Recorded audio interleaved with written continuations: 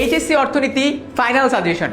তুমি যদি একজন এইচএসসির স্টুডেন্ট হয়ে থাকো তাহলে আজকের এই ভিডিওতে তুমি একটা প্রপার আইডিয়া পেয়ে যাবা যে এইচএসসি অর্থনীতি কোন কোন চ্যাপ্টার থেকে কেমন ক্যাটাগরির প্রশ্ন আসে, এবং এই অনুযায়ী যদি তুমি প্রিপারেশন নাও তাহলে আই বিলিভ এইচএসসি পরীক্ষা বা তোমার কলেজের পরীক্ষা যে কোনো পরীক্ষাতে তুমি অ্যাটলিস্ট অর্থনীতিতে A+টা নিশ্চিত করে আসতে পারবা। এবং আজকের এই ভিডিওতে আমি তোমাদের সাথে অর্থনীতি প্রথম পত্র কিভাবে লিখতে হয় এবং অর্থনীতি দ্বিতীয় পত্র, যেটা পুরোটা একটা থিওরিটিক্যাল পেপার, এখানে তোমরা কিভাবে লিখলে বা কোন ওয়েতে লিখলে তোমরা অর্থনীতিতে তোমাদের A+টা নিশ্চিত করতে পারো। আমাদের তো অর্থনীতি প্রথম পত্রে টোটাল আমাদের 10টা চ্যাপ্টার আছে, এটা আমরা সবাই মোটামুটি জানি।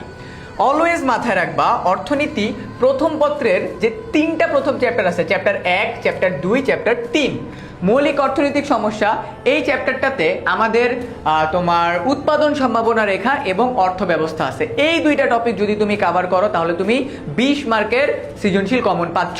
তো তুমি যদি একজন এইচএসসি স্টুডেন্ট হয়ে থাকো, নিজের সামনে এখন এই ভিডিওটা দেখতে দেখতে খাতা কলম নাও অথবা বইটা নাও, লিখে রাখো অর্থনীতি প্রথম পত্রের প্রথম চ্যাপ্টার থেকে এই চ্যাপ্টারটা তোমার এইচএসসিতে তোমার এতটাই ইম্পর্টেন্ট যে এই চ্যাপ্টার থেকে তুমি 20 মার্কের সৃজনশীল কমন পাবা। অ্যান্ড এরপরে যে চ্যাপ্টারটা আছে ভোক্তা ও ভোক্তাদের আচরণ, তার মানে এই চ্যাপ্টারে আমি যদি তোমাদেরকে একটু আলোচনা করে বলি, এই চ্যাপ্টারের ভেতরে আমাদের চাহিদা বিধি, যোগান বিধি, এই দুইটা জিনিস আছে। তার পাশাপাশি ভারসাম্য, দাম বের করা আছে, স্থিতিস্থাপকতা আছে, ঢাল আছে। এই পুরো চ্যাপ্টারটা থেকে তোমাদের 30 নম্বরের সৃজনশীল আসবে, তার মানে 3টা সৃজনশীল পাচ্ছ। এই চ্যাপ্টার থেকে 2টা, এই চ্যাপ্টার থেকে 3টা, মানে এই 2টা চ্যাপ্টার তুমি যদি কভার আপ করো মানে মোটামুটি তুমি 40 মার্ক কমন করে ফেলতে পারতেছো। এরপরে যে থার্ড চ্যাপ্টারটা আছে, সেকেন্ড চ্যাপ্টারের সাথে এই থার্ড চ্যাপ্টারটা ইন্ট্রা কানেক্টেড, বা তুমি এটাও বলতে পারো ফার্স্ট চ্যাপ্টার সেকেন্ড চ্যাপ্টারের ভেতরের যে তোমার তথ্যগুলো আছে বা যে ম্যাথগুলো আছে ওইটাকে একত্র করে আমাদের থার্ড চ্যাপ্টারের ভেতরে আমাদের উৎপাদন আছে, উৎপাদন অপেক্ষক আছে, তারপরে হলো আমাদের তোমার প্রান্তিক উৎপাদন, তারপর হলো তোমার আমাদের যে উৎপাদনের 4টা উপকরণ, ভূমি, শ্রম, মূলধন, সংগঠন, এগুলো থেকে যে ম্যাথ এটা আছে। তো আমি তোমাদেরকে মানে একদম কড়াভাবে এটা সাজেস্ট করতেছি যে চ্যাপ্টার 1, 2, 3 এই 3টা চ্যাপ্টার ভুললেও কেউ বাদ দেওয়ার কথা চিন্তা করো না।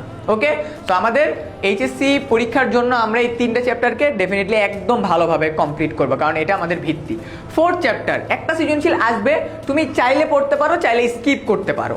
এরপরে ফিফথ চ্যাপ্টার শ্রমবাজার, এই বাজার চ্যাপ্টারের সাথে এই শ্রমবাজারটা ইন্টার কানেক্টেড, তাই মাঝে মাঝে হয় কি অর্থনীতি প্রথম পত্রে চ্যাপ্টার 4 আর চ্যাপ্টার 5 থেকে কম্প্রেস করে বা হলো কম্পাইল করে একটা সিকিউ আসে।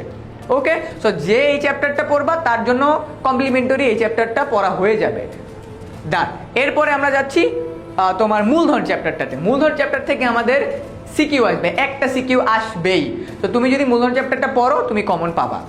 আমি পার্সোনালি যদি তোমাদেরকে সাজেস্ট করি যে ভাইয়া আপনি একটু বলে দেন, আমার সামনে এইচএসসি পরীক্ষা, আমার এইচএসসি 26 ব্যাচের জুনের 7 তারিখ থেকে এইচএসসি পরীক্ষা, আবার এইচএসসি 27 ব্যাচের যারা আসো তারাও এই ভিডিওটা দেখবা। সো তারাও চিন্তা করতে পারে যে আচ্ছা ভাইয়ার থেকে একটু জেনে নিই কোনটা কোনটা পড়লে আমি ডেফিনেটলি কমন পাবো। চ্যাপ্টার 1, চ্যাপ্টার 2, চ্যাপ্টার 3, এরপরে দেখো চ্যাপ্টার 7, চ্যাপ্টার 8, চ্যাপ্টার 10।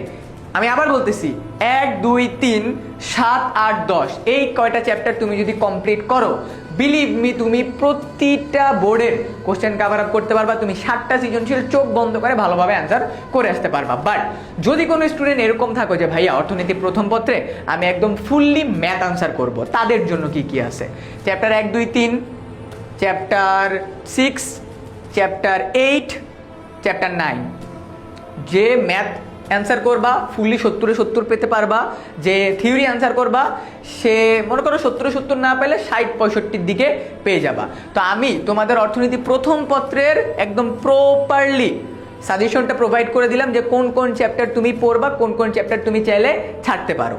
ঠিক আছে, এবার অর্থনীতি প্রথম পত্রের একটা ওভারঅল সাজেশন আমি তোমাদেরকে প্রোভাইড করে দিলাম। বাট এখন তোমাদেরকে বলবো অর্থনীতি দ্বিতীয় পত্র, মানে যেটা তোমাদের জন্য সবচেয়ে কনফিউজিং, সেটা থেকে ভাইয়া আমি কোন কোন জায়গা থেকে পড়বো, কোন কোন জায়গা থেকে কিভাবে অ্যান্সার করবো। তোমাদেরকে বলে রাখি অর্থনীতি প্রথম পত্রের নাম্বার ওঠানোটা যতটা সহজ, কারণ সেখানে ম্যাথ আছে, যদি তুমি ম্যাথ অ্যান্সার করো ফুল মার্ক। বাট অর্থনীতি দ্বিতীয় পত্রে একটা চ্যাপ্টারও এরকম নাই যেখানে তোমার ম্যাথ আছে, তার মানে অর্থনীতি দ্বিতীয় পত্রটা তোমাকে অনেক বেশি মানে হ্যাসেল দিবে।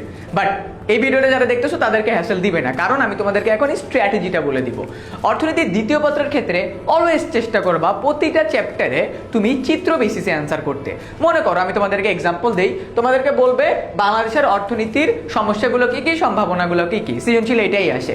তখন তুমি যদি চিত্রর মধ্যে মনে করো তোমার খাতা একদম মাঝখানে তুমি পয়েন্টার্স ওয়াইজ চিত্র দিয়ে দিছো, তখন টিচার বুঝতে পারবে যে হ্যাঁ তুমি আদতেও মানে একটু ক্রিয়েটিভভাবে চিন্তা ভাবনা করছো, আবার উল্টাপাল্টা কিছু লেখো না।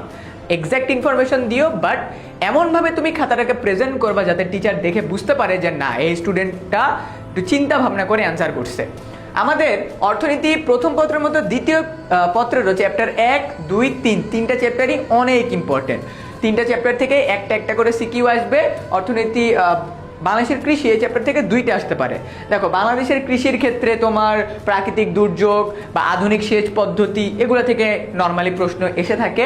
এরপরে যদি থার্ড চ্যাপ্টারে চলে যাচ্ছি, বাংলাদেশের শিল্প, এই চ্যাপ্টারের তোমাদের বইয়ের ভিতরে দেখবা যেই কয়টা শিল্প আছে 2টা জিনিস জাস্ট মনে রাখবা, বাংলাদেশের শিল্পগুলোর সদস্য সংখ্যা, টাকার পরিমাণ। এই 2টা জিনিস তুমি যদি নোট ডাউন করে পড়ে ফেলতে পারো ভাইয়া, এই চ্যাপ্টার থেকে তুমি 10 মার্কের পুরোপুরি অ্যান্সার করে ফেলতে পারবা। কারণ এই চ্যাপ্টারে যে সিকিউগুলো আসে বিগত বছরগুলোতে যেগুলো আসছে, জাস্ট উদ্দীপকে ফাইন্ড আউট করতে বলছে এখানে কোন শিল্প সম্পর্কে কথা বলা হয়েছে, ক্ষুদ্র শিল্প, মাঝারি শিল্প নাকি কুটির শিল্প, কোন শিল্প সম্পর্কে কথা বলা হয়েছে। সো 3টা চ্যাপ্টার মোস্ট ইম্পর্টেন্ট। এরপরে জনসংখ্যা, মানব সম্পদ, আত্মকর্মসংস্থান, এই চ্যাপ্টারটা অনেক ইজি একটা চ্যাপ্টার, একটা সিকিউ আসবে এই চ্যাপ্টার থেকে। এই চ্যাপ্টার থেকে মানে বাংলাদেশের সাথে কানেক্টেড অনেক কিছু আসতে পারে, বাংলাদেশের জনসংখ্যা কেন বাড়তেছে। অ্যান্ড একটা প্রশ্ন এবারও আসবে, আগের বছরগুলোতেও আসছিল, জনসংখ্যাকে জনসম্পদে রূপান্তর করার উপায়। যারা যারা জানো ভিডিওর কমেন্ট সেকশন আমাকে জানাই দিও। এরপরে আত্মকর্মসংস্থান, একজন ইউনিভার্সিটি ফ্রেশ গ্র্যাজুয়েট সে কীভাবে নিজের আত্মকর্মসংস্থান এর ব্যবস্থা করতে পারে, উদ্দীপকে এগুলো নিয়ে আলোচনা করা হয়। তারপরে আছে খাদ্য নিরাপত্তা, বাংলাদেশের এই খাদ্যের সমস্যা এবং এটা দূর করার উপায়, এই টপিক থেকে এই কোশ্চেনটাই আসে। দেন আমাদের আছে অর্থায়ন। আমি তোমাদেরকে বলবো এই চ্যাপ্টারটা মানে আমাদের 6 চ্যাপ্টারটা, এই চ্যাপ্টারটা একদম 3 স্টার দিয়ে রাখো, একদম 3 স্টার দিয়ে রাখো। এই চ্যাপ্টার থেকে তোমাদের 2টা সিকিউ আসবে অর্থায়ন চ্যাপ্টার থেকে। তার মানে তুমি কিভাবে টাকা আর্ন করবা বা বিজনেস শুরু করার জন্য কিভাবে কি করবা না করবা, এইগুলাই এখানে আলোচনা করা হয়েছে। দেন মুদ্রাস্ফীতি, এই চ্যাপ্টারটা একটু কমপ্লেক্স অনেকে বলে, বাট মুদ্রাস্ফীতির ক্যালকুলেশন, মুদ্রাস্ফীতি কেন হয়, দূর করার উপায়গুলো কি কি, আন্তর্জাতিক বাণিজ্য, এই যে বর্তমানে যেরকম ইরান তোমার তেল অফ করে দিছে, আন্তর্জাতিক বাণিজ্যে কি ইম্প্যাক্ট পড়তেছে, এইগুলো নিয়ে প্রশ্ন আসবে।